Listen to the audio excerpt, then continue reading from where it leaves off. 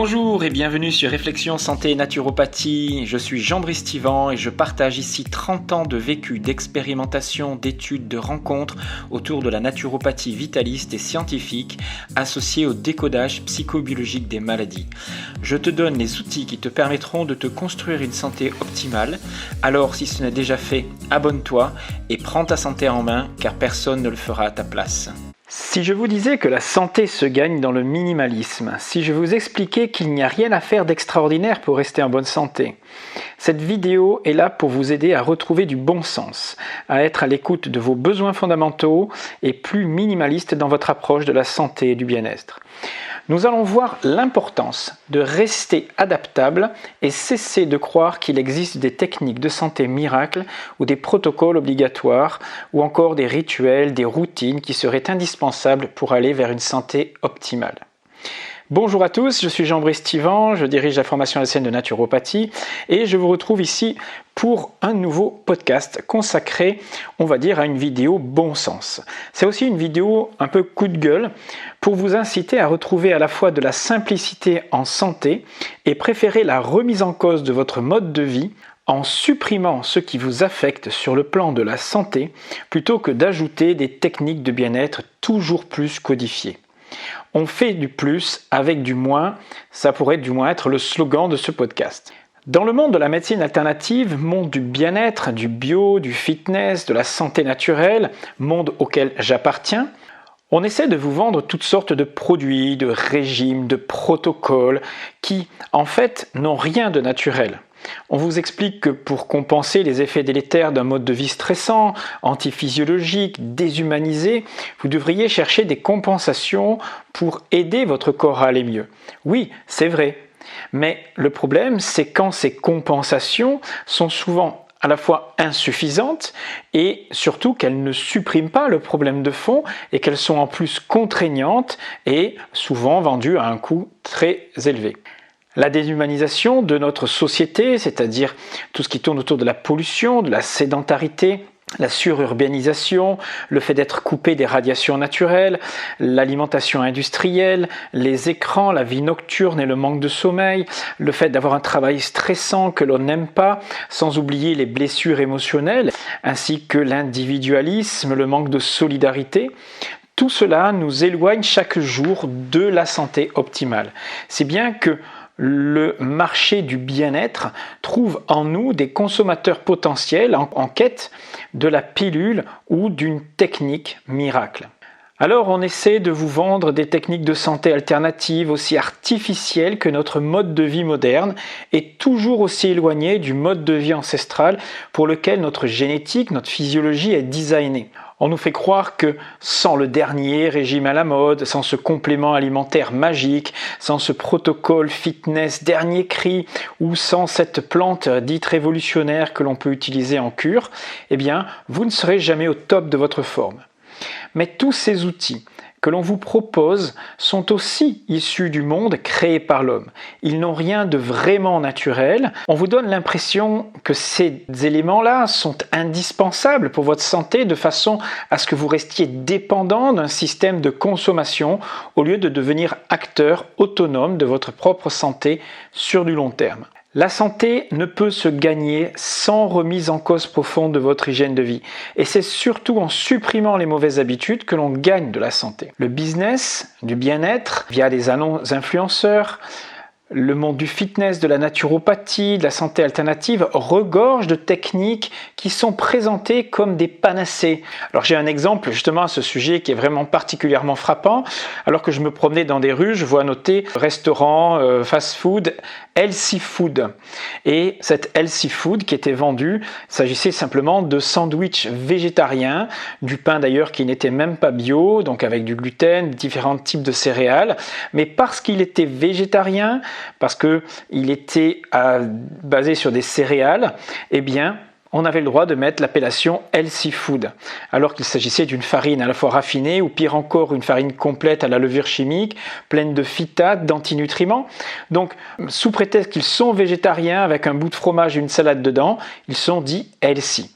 Donc on est vraiment dans un marché, une industrie du bien-être qui surfe sur cette vague de la recherche d'une santé plus naturelle, et nous sommes manipulés par cette industrie du bien-être qui ne vous propose pas de choses vraiment intéressantes. Alors, comment compenser nos mauvaises habitudes, notre mode de vie déshumanisé ? On vous propose de compenser par exemple une mauvaise alimentation qui est susceptible d'amener une dénutrition en vous faisant croire que vous êtes carencé, soit en macro, soit en micronutriments, ce qui est possiblement vrai. Mais il est très difficile d'évaluer d'ailleurs ce niveau de carence. Puis ensuite, on vous propose des compléments qui sont des produits beaucoup plus hyper transformés que votre nourriture classique. Que ce soit des barres de céréales, des barres cétogènes, des barres protéinées, des galettes de soja hyper transformées avec toutes sortes de farines industrielles. Je ne vous parle pas des smoothies qui sont bien mieux que des fruits. Je vous parle aussi des produits que l'on vend dans le monde du fitness, que ce soit des BCAA, des protéines sous forme de whey, qui sont de l'ultra-transformation et qui n'agissent pas toujours dans le bon sens, du moins pas pour tout le monde, si ce n'est pas utilisé correctement. Pourquoi, à la place de vos protéines transformées, vous n'utiliseriez pas un peu plus d'œufs, de bonne viande ou de bons poissons ? Ils sont d'ailleurs beaucoup moins insulinémiants. Alors, je ne suis pas contre tous ces produits, que ce soit des BCAA, des protéines, de la créatine, etc. Par contre, je m'interroge sur leur utilité réelle comparée à une remise en cause de nos habitudes de vie. L'impact de ces produits n'est pas si healthy qu'on vous le dit, et surtout on ne connaît que rarement le mode de fabrication. Le niveau de digestibilité va dépendre de vos capacités à chacun d'entre vous, donc il n'y a pas d'uniformité, et les effets réels à long et à court terme ne sont pas vraiment réellement connus, et on se demande si cela mérite un tel investissement pour des résultats qui pourraient être obtenus de façon beaucoup plus simple et naturelle. Pour chaque domaine de notre mode de vie délétère, on essaie de vous vendre une compensation qui est encore plus artificielle, éloignée de notre physiologie, mais en plus souvent onéreuse. Le tout sans s'attaquer à la racine de notre problématique de santé. Par exemple, pour compenser le manque de mouvement, de sédentarité, on essaye de vous vendre une méthode d'entraînement qui paraît sérieuse parce qu'elle est faite par un coach pro, par des kinés. Chacun y va de sa méthode qui serait meilleure qu'une autre et que vous ne pouvez faire que sous un encadrement très spécifique, en respectant exactement le protocole, la qualité des mouvements qui doit être produit de façon très précise, etc.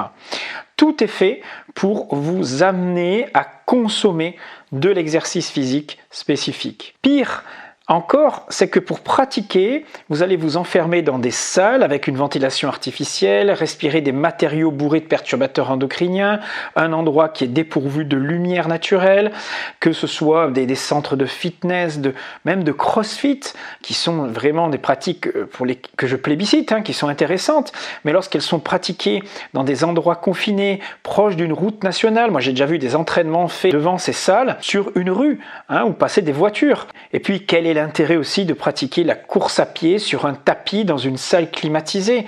Vous ajoutez une forme de stress à un organisme déjà fatigué qui a besoin de ionisation, de lumière, de contact aux éléments naturels et que vous privez de cela.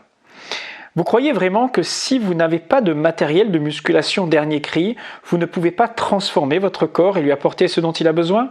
La meilleure compensation que vous puissiez offrir à votre corps, si vous devez être assis toute une journée au bureau, c'est de vous lever toutes les heures et de faire 5 à 10 minutes de mouvement physique, ce qu'on appelle le snacking sportif aujourd'hui.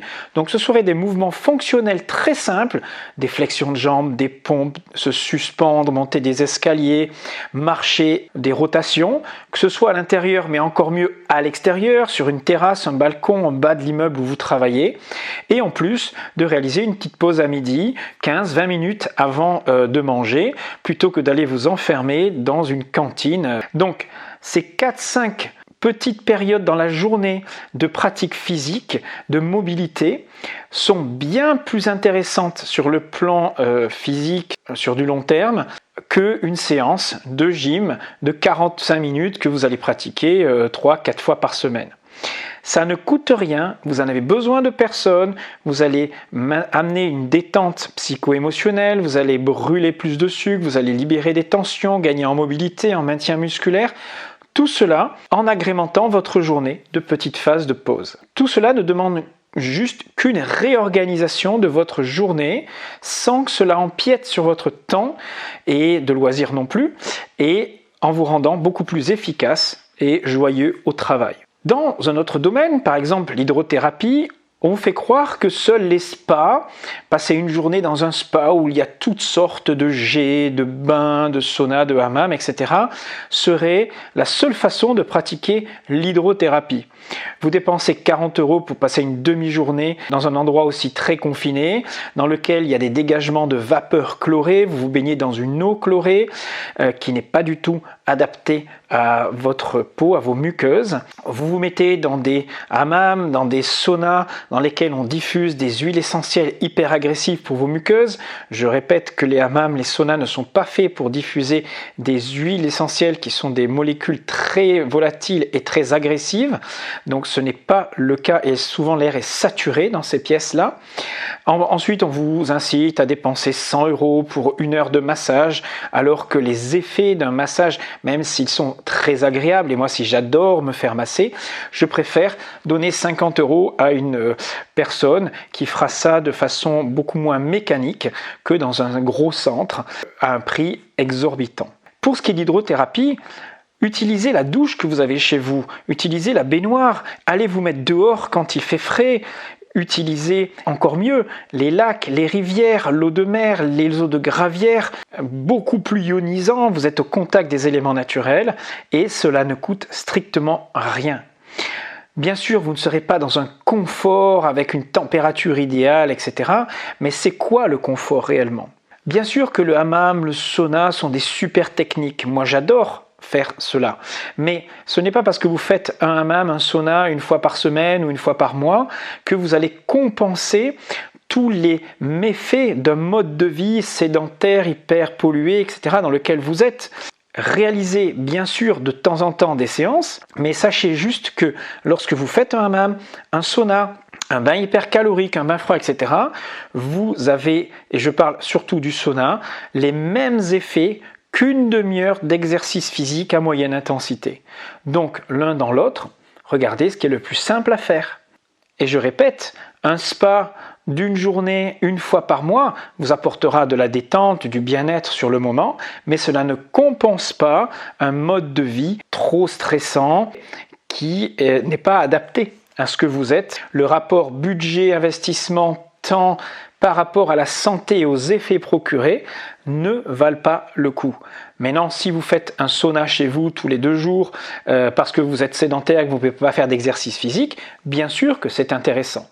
Mais c'est comme les techniques respiratoires, celles vendues par exemple par Wim Hof ou d'autres, il existe plein d'autres techniques respiratoires qui sont des techniques intéressantes, mais elles ne compenseront pas, même si c'est des techniques stimulantes, tout le mode de vie délétère que vous pouvez avoir parce que pendant 23h30 de votre journée, vous êtes dans le stress, vous mangez mal, vous dormez pas bien, etc.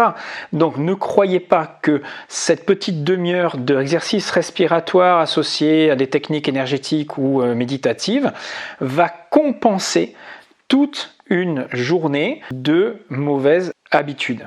Sur le moment, vous allez modifier vos paramètres sanguins, cellulaires, et effectivement, c'est mieux que rien.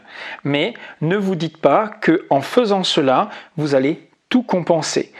Il n'y a pas de technique miraculeuse qui, à elle seule, peut aider à compenser tous les effets délétères du quotidien. Cependant, c'est vrai que associer les unes aux autres, que ce soit manger mieux, l'hydrothérapie régulière associée à des mouvements réguliers que vous allez faire au travail ou ailleurs, bien sûr que tout cela va devenir un mode de vie complètement différent. Mais je ne suis pas là en train de vous dire de ne pas changer de mode de vie. Je suis en train de vous expliquer qu'une petite technique fait ça et là n'arrivera pas à compenser un ensemble d'un mode de vie inadapté. Certains pensent que par exemple, ils vont faire un petit nettoyage interne. Eh bien, vous allez stimuler votre foie, votre vésicule biliaire en prenant une cure de plantes.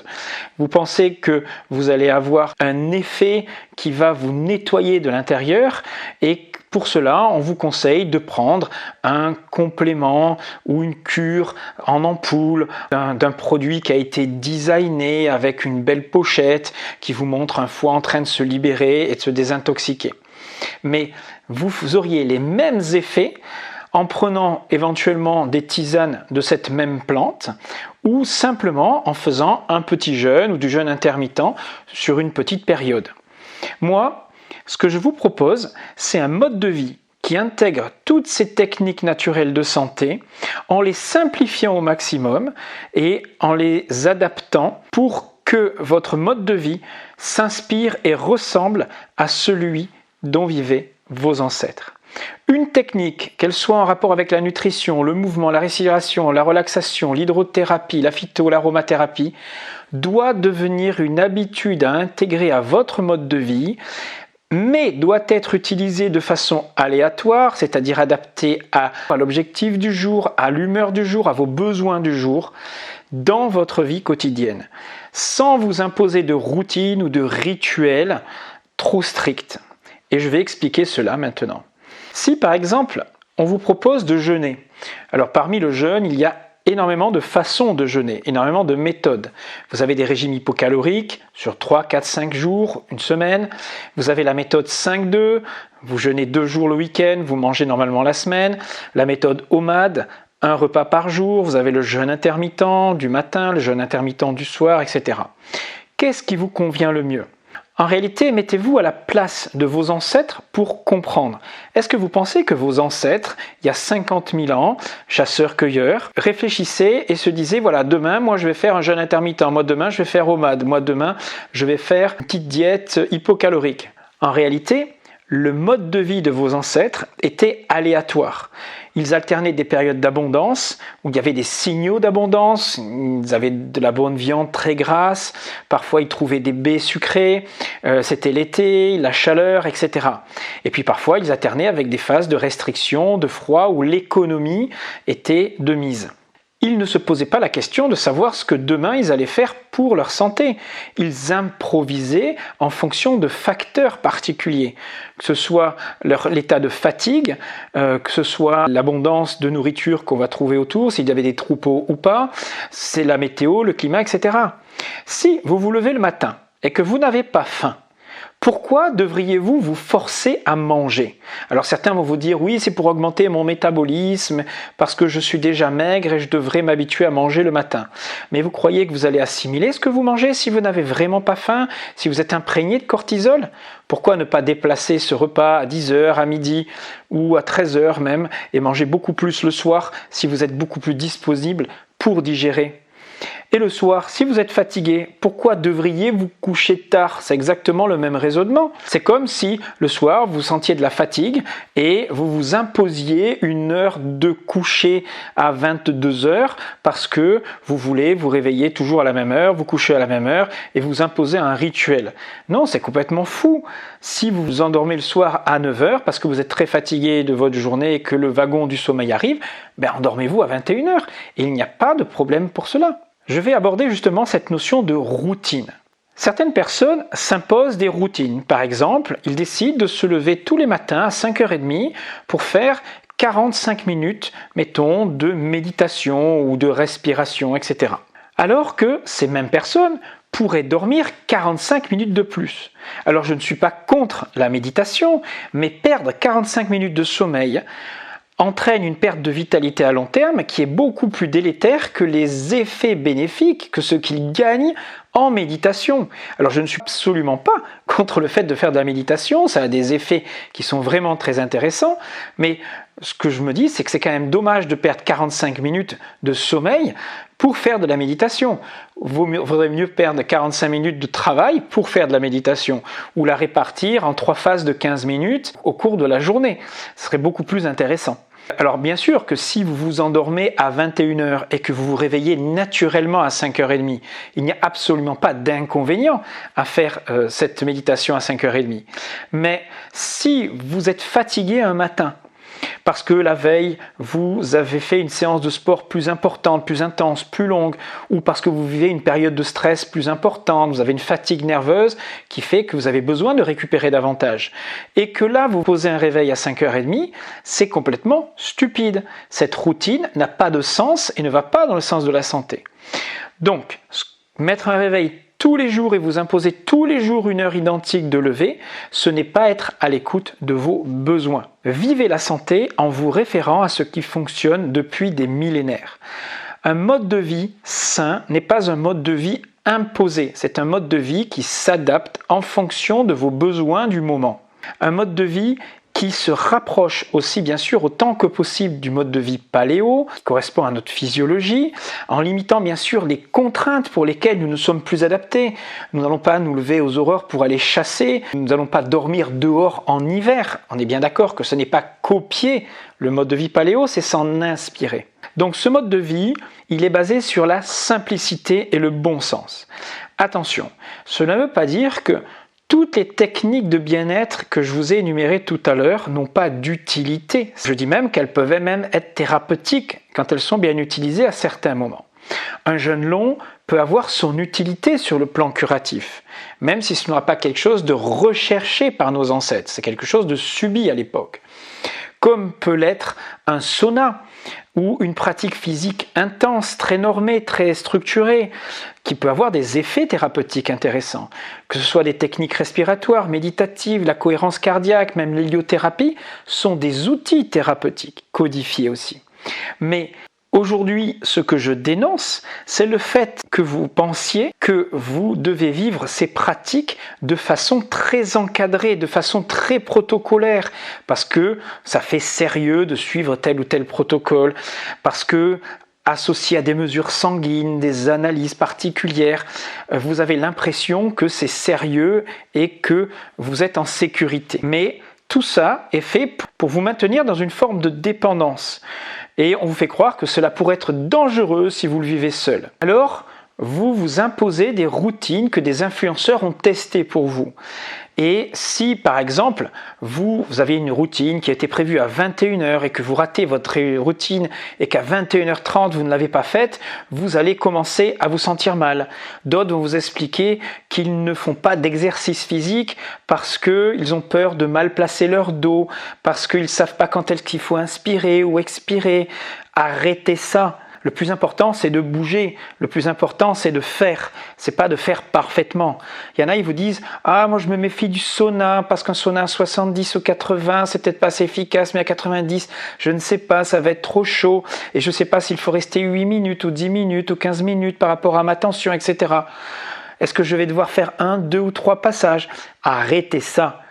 Ce qui compte, c'est d'expérimenter, de tester. Bien sûr qu'il faut vérifier les règles de sécurité de base, mais une fois que vous avez expérimenté, vous allez apprendre ce qui est bon pour vous. Il y en a qui vous disent « Oh, la routine du matin, je dois la faire dans tel ou tel ordre. D'abord, je respire, après je me m'étire, après je me lève, je fais ma salutation au soleil, puis ma douche froide. Et puis un jour, si vous n'avez pas le temps, vous allez paniquer, vous allez faire ça dans le désordre, vous allez rater une étape. Qu'est-ce qu'on s'en fout? Le problème, c'est que vous ne savez plus vous adapter et que vous pensez qu'il faut faire toujours la même chose pour être sûr d'aller mieux. L'homme est fait pour se réveiller, alors je reviens sur la routine du matin, l'homme est fait pour se réveiller en forme sous l'effet du cortisol quand il a assez dormi. Vous vous étirez, vous baillez un coup et vous vous levez en forme et en moins de 30 secondes, vous êtes en activité maximale. Vous serez capable de partir à la chasse si on vous le demandait. Et vous le feriez le ventre vide, sans café. Ça, c'est le rituel naturel de la santé de base, simple, le plus adapté à l'homme. Et si vous étiez blessé, malade ou très fatigué, eh bien, vous resteriez au lit comme le ferait n'importe quel de vos ancêtres. Parce que vous ne seriez pas efficace de toute façon pour aller travailler, pour aller à la chasse, et vous ralentiriez même le groupe. Ce repos devient nécessaire pour vous réparer. Donc, Arrêtez de vous imposer des rituels, des routines, si elles ne vont pas dans le sens du respect de vos besoins. Est-ce que vous pensez réellement que vos grands-parents, quand ils allaient couper du bois ou ramasser du bois dans la forêt, ils se posaient la question de savoir s'ils avaient le dos bien placé, le dos rond, etc. Non. À force de faire, ils avaient une musculature qui était adaptée et ils ne faisaient pas un lumbago ou ils ne se froissaient pas les muscles au moindre petit mouvement. Voilà pour cette première partie. Nous verrons la semaine prochaine quelques principes pour réhabiliter le corps et lui redonner donc des capacités d'adaptation. Merci pour votre écoute. N'hésitez pas à mettre des commentaires, n'hésitez pas à m'encourager, abonnez-vous et si vous voulez en savoir plus sur mes formations, écoutez ce qui suit. À très bientôt. Vous pensez avoir toutes les clés pour rester en bonne santé en appliquant quelques conseils piochés ça et là sur Internet. Mais avez-vous vraiment les connaissances pour comprendre et personnaliser ces conseils? J'ai décidé de condenser 30 ans de mon expérience et 25 ans d'enseignement en une série de formations audio-vidéo sur tous les domaines de la naturopathie et du décodage psychobiologique. Métabolisme, nutrition, jeûne, hormèse, mouvement, bilan de vitalité, analyse sanguine, étude des tempéraments, techniques naturelles de santé, relations cerveau, psychisme, organes et sens profond des maladies. 30 formations disponibles à la demande pour apprendre sur les principes vitalistes de la naturopathie, comprendre l'origine des symptômes et agir concrètement de manière individualisée. Que vous soyez étudiant en naturopathie, praticien ou simplement désireux d'accéder à une santé optimale, ces formations sont faites pour vous, que ce soit sous forme de stage à la carte ou en intégrant le programme complet sur alsacenaturo.com. Devenez le coach de santé que vous avez toujours voulu être, offrez-vous les outils vers la pleine santé, c'est le plus beau cadeau que vous pouvez vous offrir ou offrir à vos proches. Le tout à des tarifs très accessibles. Rejoignez-moi donc sur alsacenaturo.com ou sur jbnaturo@orange.fr.